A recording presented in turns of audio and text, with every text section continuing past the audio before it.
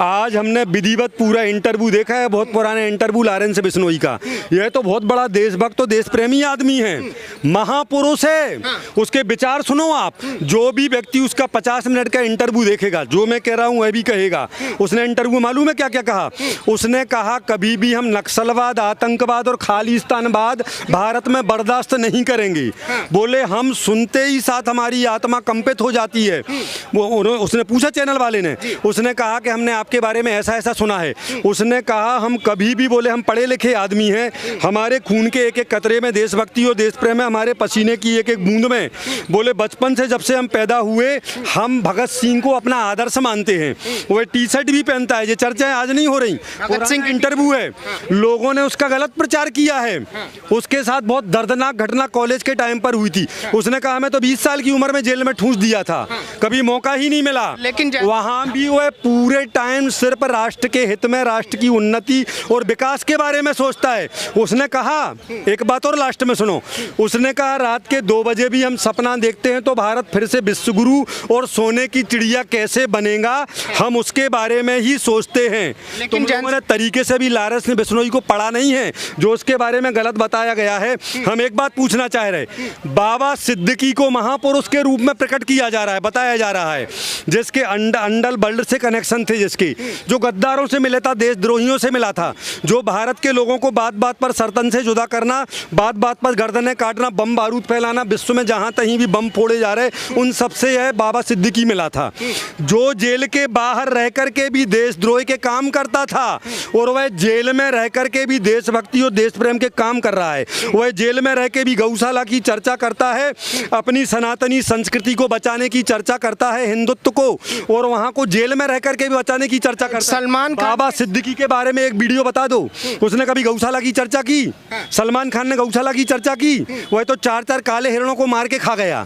कभी चर्चा सुनी है इनके मुंह? लेकिन जैन साहब, सलमान खान के जो समर्थक है, जो खान गैंग है, एक तरीके से बॉलीवुड है, कह रहे कि लॉरेंस बिश्नोई ने ऐसा क्या कर दिया जो जनता उसको इतना बड़ा देशभक्त। उनको बता देना कि भैया खुल के मत बोलो उसके बारे में, वरना हमने सुना है उसके 700 शूटर नाम लिखने में लगे हैं। कहना बेटा तुम्हारा नाम लिख गया, अब पहले से ही श्रद्धांजलि है, गलती करके मत बोलो। हम डंके की चोट पर एक बात कह सकते हैं, तो वास्तव में भगत सिंह टाइप का आदमी निकला। इसको तो हमें बहुत पहले फॉलो करना था। उसको पढ़ो, उसको सुनो, उसके बारे में देखो आप। वास्तविकता में वह बहुत ऊंची हस्ती है, और हम तो यहीं से कनॉट प्लेस से पूरी बिश्नोई समाज की माताओं को, लॉरेंस के माता पिता जहां कहीं भी हों, उसके पूरे खानदान को, उसके पूरे रिश्तेदारों को, पूरी बिश्नोई समाज को यहीं से नमस्कार करते हैं, जयराम जी की करते हैं। ऐसी औलादें हिंदू समाज में पैदा होना चाहिए। बहुत बड़ा देशभक्त है। सरकारों के बस का एक समुदाय विशेष से जीतना कठिन काम हो रहा है। बहुत कठिन माहौल चल रहा है। सब्जियों में, फूल की मालाओं में, फलों के जूस में, दुनिया भर में कहीं मूत्र, कहीं थूक, कहीं लेटरिन, यह सब भी चल रहा है। सब तरीके से हिंदुओं को डराया जा रहा है, टेरर क्रिएट किया जा रहा है। ऐसा लगता ही नहीं हम हिंदू राष्ट्र में हैं। ऐसे लॉरेंस बिश्नोई जैसे व्यक्ति हर हिंदू घर में कंपलसरी एक एक पैदा होना चाहिए। अगर हिंदुत्व को बचाना है, सनातनी संस्कृति को बचाना है, भारतीय संस्कृति और सभ्यता को बचाना है, हर घर में लॉरेंस बिश्नोई चाहिए। और गलती करके उसकी गलत बातों का प्रचार मत करो। अगर उसने अपने जीवन में इतनी सी गलती की है तो उसके इतने महान विचार हैं, महान विचार, उन पूरों को सुनो। वह भगत सिंह की आत्मा उसके अंदर बैठी है, सुभाष चंद्र की आत्मा उसके अंदर बैठी है। जितने महापुरुष भारत में पैदा हुए हैं उन सबकी आत्मा लॉरेंस बिश्नोई के अंदर विराजमान है। लेकिन जो खान गैंग के लोग हैं, बॉलीवुड के लोग हैं, कह रहे हैं कि भाई एक तरफ जो है लॉरेंस बिश्नोई की वजह से देश बदनाम हो रहा है, उधर कनाडा कह रहा है कि भाई लॉरेंस बिश्नोई रो के साथ में मिलके हमारे यहाँ पे हत्याएं करवा रहा है खालिस्तान। विदेशी लोग सब देख रहे हैं कि यहाँ पर भारत में आतंकवादी के जनाजे में लाखों करोड़ों लोग जाते हैं, और अब्दुल कलाम जैसा भारत का सबसे महान राष्ट्रपति जब मरता है तो वहाँ पर गिनती के आदमी भी नहीं जाते। यह विदेशी लोगों को दिख नहीं रहा है क्या? वो खुद कहते हैं कि आतंकवाद को इतना ज्यादा प्रमोट, बोले हिंदू राष्ट्र में, हिंदुओं के इलाके में हिंदू डर के मारे जी रहा है। स्थिति कितनी भयंकर। हमने दिल्ली के एक हफ्ते में दिल्ली के 50 पार्कों का सर्वे किया। सवेरे सवेरे वहाँ पर 15 साल से लेकर के 25 साल के उम्र के एक विशेष समुदाय के बच्चे आते हैं, और जहाँ पर हिंदू बच्चियाँ और बच्चे जहाँ पर वो आसन प्राणायाम योग ध्यान करते हैं, वहाँ पर टेरर क्रिएट करते हैं। 50% हिंदुओं का उन पार्कों में आना बंद हो गया। अपनी आंखों से देखते हैं। एक तरफ खाने पीने की वस्तुओं में लैट्रिन, बाथरूम और टीबी के मरीजों का कब मिला करके खिलाया जा रहा है कि पूरे हिंदुओं को ऐसे ही मरीज बना दो, अपने आप ही मर जाएंगे। चारों तरफ से हिंदुओं को घेरा जा रहा है और विदेशों में जहां कहीं भी हैं वहां भी अनंत अत्याचार किए जा रहे हैं। इसके बारे में विदेशियों को दिखता नहीं है क्या? वह सब कुछ जानते हैं, सब कुछ जानते हैं। हम तो कहते हैं ऐसे व्यक्ति भारत के हिंदुत्व को और सनातनी सभ्यता को बचा सकते हैं। जैसे कनाडा बोल रहा है कि भारत सरकार गैंगस्टर को बचा रही है, अपराधियों को बचा रही है। अरे वो गद्दार है, वो साले विदेशी अमेरिका के बारे में आ गया। पता है आपको? खालिस्तानियों का पक्का सपोर्टर पन्नू के बारे में पढ़ा है? अभी लगातार वही चैनल पर चल रहा है। पन्नू नंबर 1 का टेररिस्ट है वह, उसके सपोर्ट में अमेरिका। तो मोदी ने इनको और बड़ा खेल दिखा दिया कि अच्छा बेटा तुम होशियारी बताओगे। उसने जाके रूस में मुलाकात की। उसने कहा अगर बेटा चीन, रूस और भारत एक हो गए तो अमेरिका की पेशाब निकाल देगा। क्या करेगा? मोदी इन सब का बाप है और इनके बाप का बाप योगी है। अमेरिका जहां जहां होशियारी बताएगा उसने तत्काल में जाके चर्चा रख दी। पता है आपको, जमीन संबंधी उसके बारे में भी चर्चा हुई और एक ही बात अमेरिका को दिखा दी कि अगर रूस, चीन और भारत मिल गया तो तुम्हारी दिन के 2 बजे और रात के 2 बजे पेशाब निकाल देगा। अमेरिका तुमने भूल गया, तुम मनमोहन जैसे यहाँ पर लींदा पींदा टाइप के प्राइम मिनिस्टर नहीं है। जे 56 नहीं 156 इंची वाला है जे 100% देशभक्त तो देश प्रेमी है, जिसके खून के एक एक कतरे में, पसीने की एक एक बूंद में राष्ट्रभक्ति है।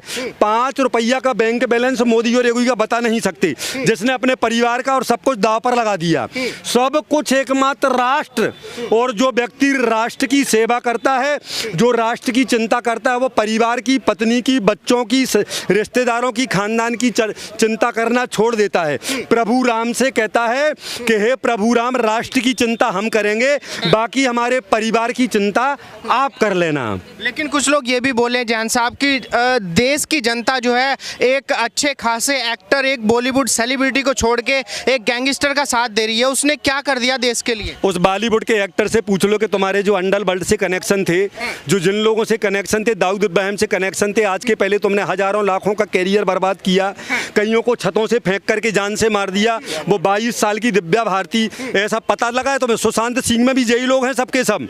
जितने भी हिंदुओं में उभरती प्रतिभाएं, हिंदुओं को खासतौर पर टारगेट, जितनी फिल्में आती थी, जितनी स्टोरी, वो सब हिंदू साधु संतों के बारे में विरोध में, सब कुछ 33 करोड़ देवी देवताओं के विरोध में। हम एक बात आपको बता दे रहे हैं, सन 47 में भारत आजाद हुआ, मगर पूरी प्लानिंग के साथ भारत का मुसलमानीकरण, कान खोल के सुनो, भारत के मुसलमानीकरण करने का प्लान सन 47 के 5 साल पहले नेहरू और जिन्ना ने बना लिया था। तब से लेकर के अब तक भारत का मुसलमानीकरण ही किया जा रहा है। तुम्हारे हाथ में कुछ नहीं है। आज एक बात की हम घोषणा कर रहे हैं, एक बात की घोषणा कर रहे हैं, हिंदुओं के हाथ में कुछ नहीं है। अब बचा तुम्हारे पास ठेंगा। क्या बचा है? ठेंगा। अगर एक बार अश्वनी उपाध्याय के सुनो, भारत के सभी हिंदुओं से हाथ जोड़ करके निवेदन करते हैं, दिन में कम से कम 2 या 3 बार अश्वनी उपाध्याय जैसे महापुरुष को सुनो। टाइम मिले तो पुष्पेंद्र कुलश्रेष्ठ को सुनो। अगर अश्वनी उपाध्याय को भी सुनोगे, इतनी बातें पता लगेगी तुम्हें, कितनी तहसीलों में, कितने ग्राम पंचायतों में, कितने जिलों में, कितने राज्यों में जब एक समुदाय के लोगों की संख्या बढ़ जाती है, हिंदू अपनी जायदाद और अपनी संपत्ति सब छोड़ के भाग जाते हैं। हिंदुओं के हाथ में कुछ नहीं है। अब तो सब प्रभु राम के ऊपर है। जब तक तुम बचे रहो और जब तक तुम जो कर लो, देश तो तुम्हारे हाथ से जा चुका है। पता आप लोगों को, बिश्नोई समाज के लोग कृष्ण का अवतार मानते हैं काले हिरण को। गूगल पर जाकर के सर्च करो, उनके यहाँ कितनी लंबी प्रथा है, उसको कृष्ण का अवतार मान करके उनकी पूजा करते हैं। आप गूगल पर जाकर के सर्च करेंगे तो देखेंगे उनकी माताएं, उनके छोटे छोटे बच्चे जिनकी माताएं मर जाती हैं, उन छोटे छोटे हिरण के बच्चों को अपना खुद का स्तनपान कराती हैं। तो इसने मारा था, एक नहीं 4 मारे थे, 4 काले हिरणों को मारा था और फार्म हाउस में ले जा करके काट करके उनको भून करके खाया भी था। इनने पूरे सब प्रमाण उनके पास में हैं, 50 फोटो हैं। तब तो जे जाके 20 दिन कितने दिन जेल में भी रहा था, जोधपुर की जेल में, और कितने बार इसको डांटा भी है, कोर्ट ने डांटा भी है। तो 100% सत्य और इस प्रकार से सफाई देगा तो समझना फिर क्या होने वाला है। हम तो चाहते हैं कि अगर वास्तव में वो भगवान गणपति का भक्त है, राम शंकर सबको मानता है, वह सलमान खान तो उसका परम कर्तव्य इतने सस्ते में उसको लॉरेंस बिश्नोई निपटा रहा है। सोचो एक तरफ क्या क्या उसने किन किन के साथ कर दिया, चैलेंज के साथ, वह तो टाइम बता के मारता है। यह सब कुछ कर चुका। उसने इतनी सी बात इनसे कह दी कि हमारी समाज के पास हमारे बड़े मंदिर में जाकर के क्षमा याचना कर लो, हम तुम्हें माफ़ कर देंगे। तो कितने सस्ते में निपटा रहे। आप सोचो, ये पिछले 30-32 साल हो गए उस बात को, तब से आज तक सुरक्षित घूम रहे। उसके बावजूद भी उसने कहा कि मात्र माफ़ी मांग लो, हम और हमारी समाज माफ़ कर देगी। माफी मांगने पे ही छोड़ दिया जाएगा। लेकिन जो सलमान खान के समर्थक है कह रहे हैं कि सलमान खान को खौफ में जीने के लिए मजबूर करा है लॉरेंस। उसने जीने को मजबूर किया। आज के पहले इसने कितने बॉलीवुड के एक से एक बढ़िया कलाकार, सुशांत सिंह राजपूत से लेकर के विवेक ओबेरॉय, उसके पहले कितने कलाकारों की ज़िंदगी इसने, उनका कैरियर बर्बाद कर दिया। सलमान खान ने कईयों का बर्बाद कर दिया। वहाँ पर मालूम है सबको, वहाँ पर पता था बॉलीवुड में कि इसके दाऊद इब्राहिम से सीधे सीधे कांटेक्ट हैं। सलमान खान कारण से इससे सबके सब फिल्मी कलाकार डरते थे। हजारों का कैरियर बर्बाद करने में इसका पूरा पूरा योगदान है। जिसको चाहे ऊपर उठा दे, जिसको चाहे ज़मीन में गाड़ दे। उस समय तो किसी ने कुछ नहीं कहा। इसकी इन हरकतों को भी सबने बर्दाश्त किया। बस थोड़ा प्रसाद जैसा बांटता रहता था और लोग इसके दीवाने हो जाते थे। अनंतों घटनाएं आज के पहले हो चुकी। बाबा सिद्दीकी कौन सा महान पुरुष था, उसके भी सीधे अंडरवर्ल्ड से कांटेक्ट थे उसके। कह रहे कि वो तो जननायक थे। हाँ, ऐसे ही लोगों को जननायक माना जाता है। अब्दुल कलाम को कभी न कभी जननायक नहीं कहा, जबकि जिसके बारे में कहें अगर उसको 50 साल भी लगातार भारत का राष्ट्रपति बनाया जाता तो भारत का एक भी व्यक्ति